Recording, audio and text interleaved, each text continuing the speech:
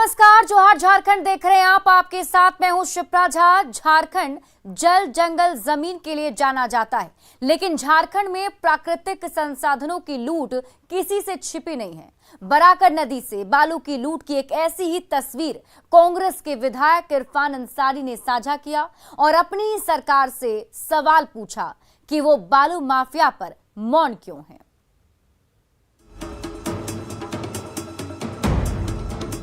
बराकर नदी में बालूखोरों का जमघट लगा है।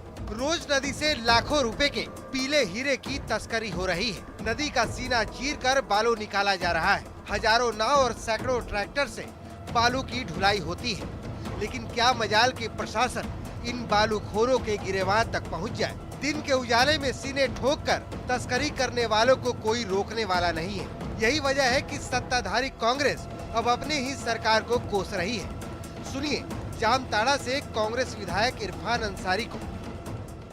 बजरा घाट जो धनबाद और जामताड़ा के बीच में है, बराकर नदी पर यह पुल है, और जो मैं दृश्य देखा मुझे बड़ा अपने आप में बड़ा शर्म महसूस हो गया कि हम लोग क्या कर रहे हैं। सरकार हमारी है, जल जंगल जमीन की रक्षा अगर हम लोग नहीं कर पाएंगे तो क्या करेंगे। शर्म आ रहा है मुझे। बराकर नदी में बालू तस्करी की ये तस्वीरें खुद इरफान अंसारी ने साझा की हैं। इरफान अंसारी को अपने सरकार पर शर्म आ रही है। इरफान अंसारी हेमंत सोरेन से सवाल पूछ रहे हैं कि अगर आप जल जंगल जमीन की ही रक्षा नहीं कर पाएंगे तो आप क्या करेंगे। अपने सरकार को धिक्कारने वाले इरफान अंसारी हेमंत सोरेन से अपील भी कर रहे हैं कि साहब आगे आइए, कार्रवाई कीजिए, आखिर आप मौन क्यों हैं। 3-3, 4-4 हजार हाईवा 500-500 नाव से बालू, बराकर नदी का बालू उठा रहा है और एकदम खुलेआम बालू भेजा जा रहा है। जिला प्रशासन मिली भगत है, वहाँ प्रशासन की मिली भगत है। इसमें सरकार मौन क्यों है। मैं सरकार से मांग करता हूँ, आगे आइए, हेमंत जी कार्रवाई कीजिए ऐसे अधिकारी पर। करोड़ों रुपए के राजस्व को खुलेआम चूना लगाया जा रहा है और लाट साहब से लेकर माफिया तक मौज में है। रांची से संवाददाता अविनाश कुमार की रिपोर्ट। और झारखंड के लिए मंगलवार का दिन सौगातों का दिन रहने वाला है। पीएम मोदी झारखंड को कई गिफ्ट देने वाले हैं। 12 जुलाई को पीएम मोदी देवघर एयरपोर्ट का शुभारंभ करेंगे तो प्रदेश को पहले एम्स की सौगात भी देंगे। पीएम मोदी के आगमन को लेकर देवघर में भव्य तैयारियां चल रही हैं। 2 दिन बाद 11 जुलाई को देवघर में दिवाली मनाई जाएगी। झारखंड के इतिहास में ये पहली बार होगा कि आषाढ़ में दिवाली मनाई जाएगी। ये रिपोर्ट देखिए।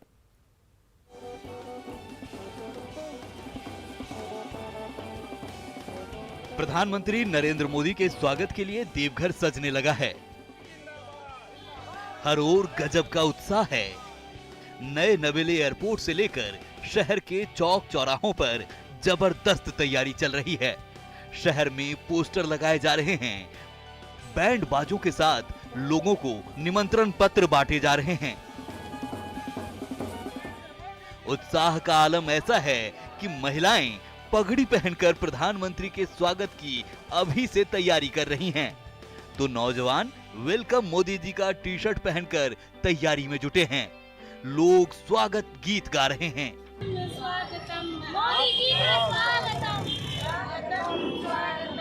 देवों के देव महादेव की पावन भूमि पर हमारे देश के यशस्वी प्रधानमंत्री जी का आगमन होने जा रहा है 12 जुलाई को।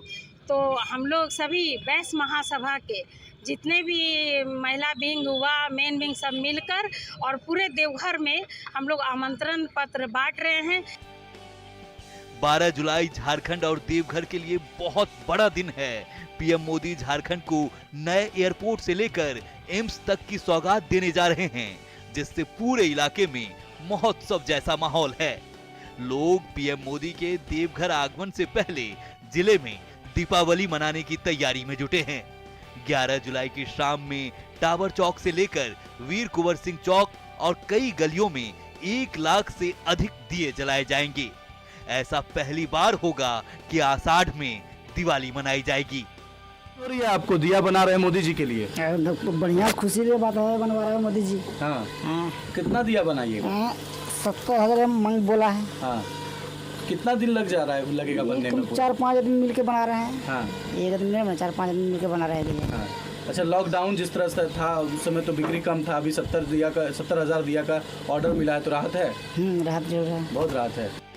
एयरपोर्ट से लेकर एम्स तक की सौगात से देवघर आने वाले दिनों में बड़े शहरों में शुमार होगा। 11 जुलाई की संध्या को देवघर में एक दीपावली मनाई जाएगी, जिसमें कि टावर चौक से लेकर VIP चौक तक सभी जगह दिए लगाए जाएंगे। मनीष दुबे, न्यूज़ 18 देवघर। झारखंड के लिए आज का दिन भी बेहद खास रहा। राज्य को 252 नए अधिकारी मिले जो JPSC के सफल अभ्यर्थी हैं। इन सभी को मुख्यमंत्री हेमंत सोरेन ने आज नियुक्ति पत्र दिया। रांची के खेलगांव में डॉक्टर रामदयाल मुंडा कला भवन में आयोजित समारोह में नियुक्ति पत्र पाकर अभ्यर्थी भी बेहद उत्साहित दिखे। 7वीं से लेकर 10वीं JPSC के सफल अभ्यर्थियों को अलग अलग सेवा में काम करने का मौका प्रदान किया गया है। इसके लिए परीक्षा का रिजल्ट रिकॉर्ड 251 दिनों में जारी किया गया था। 252 नव नियुक्त पदाधिकारियों में 32 BPLR परिवार से भी हैं।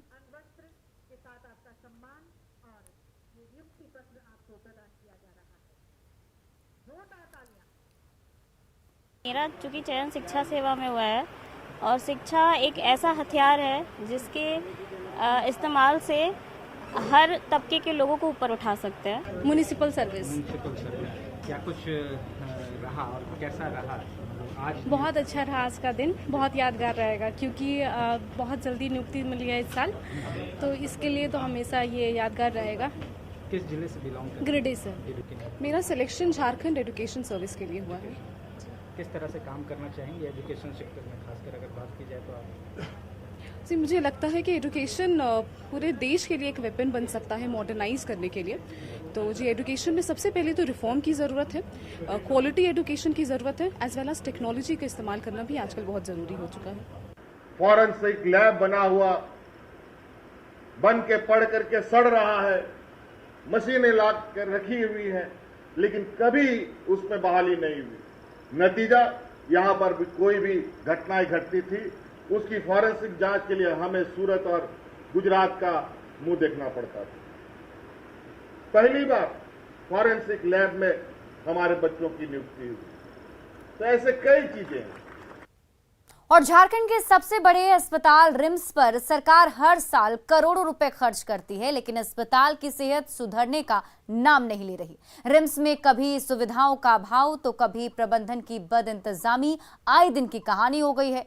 एक बार फिर रिम्स में लिफ्ट बंद रहने की वजह से एक गर्भवती महिला को चौथे तल्ले तक ले जाने में परेशानी हुई। रैंप से चौथे तल्ले तक ले जाने में स्टाफ और परिजनों को 20 मिनट लग गए। इस दौरान महिला प्रसव पीड़ा से करा रही थी, लेकिन सभी बेबस थे। कई महीने से रिम्स में कुछ लिफ्ट खराब हैं, फिर जो चालू स्थिति में हैं वो बिजली नहीं होने से बंद पड़ी थी। तो अभी इतने तड़पते हुए आपको उनको लाना पड़ा है, 20 मिनट लगा है ऊपर लाने में। जी मैडम, अस्पताल की तरफ से सही है ये प्रेग्नेंट लेडी के लिए सुविधा होती है? जी मैडम। तकलीफ हुआ है?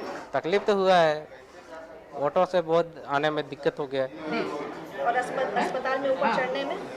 उसमें भी दिक्कत हो गया। लिफ्ट का यूज क्यों नहीं किए? तो लाइट नहीं है, करंट नहीं है, तो यूज नहीं हुआ। इस वक्त हम राज्य के सबसे बड़े सरकारी अस्पताल रिम्स में मौजूद हैं, जहां फिलहाल गर्भवती महिलाओं के लिए काफी ज्यादा चुनौतीपूर्ण समय हो गया है। बता दें कि रिम्स अस्पताल का सीधा एंट्रेंस पैसेज आपके सामने दिख रहा होगा, जहां स्ट्रेचर से मरीज आते हैं, और जो लेबर वार्ड मरीजों का है वो चौथे तल्ले पर है अस्पताल का। तो करीबन एंट्रेंस से लेकर चौथे तल्ले तक का 20 मिनट का फासला है, जहां पर जब प्रेग्नेंट महिलाओं को ऊपर तक लेकर जाया जाता है तो काफी चुनौतीपूर्ण उनके लिए हो जाता है। इसी रैंप को चुना जाता है चौथे तल्ले तक मरीज को लेकर जाने के लिए। बता दें कि इस क्रम में कई महिलाओं की हालत गंभीर भी हो जाती है, पर अस्पताल के प्रबंधन ने इसका अब तक संज्ञान नहीं लिया है। अस्पताल में कई लिफ्ट हैं, बता दें इस वाली बिल्डिंग में करीब 4 ऐसे लिफ्ट हैं, लेकिन उस लिफ्ट को अब तक वापस से शुरू नहीं करवाया गया। लिफ्ट कई महीनों से ठप पड़ी हुई है और नतीजा ऐसे ही मरीजों को ऊपर तक लेकर जाया जाता है। रिस्क फैक्टर तब बढ़ जाता है जब गर्भवती महिलाओं को यहाँ से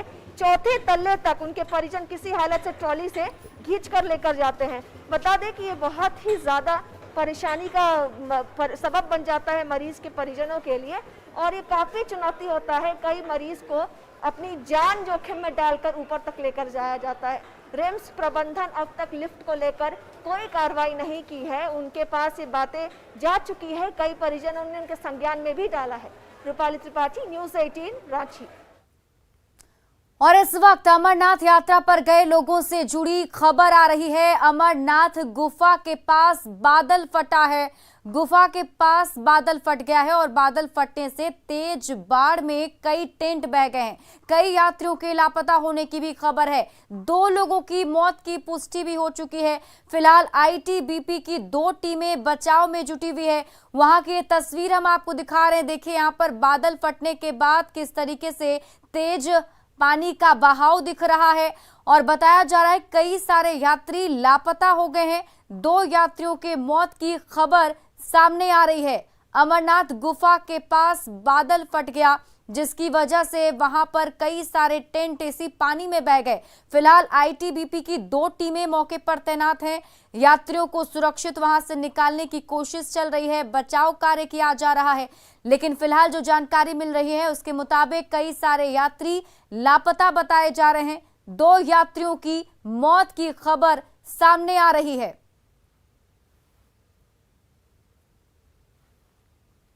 और आइए अब देखते हैं झारखंड 2020।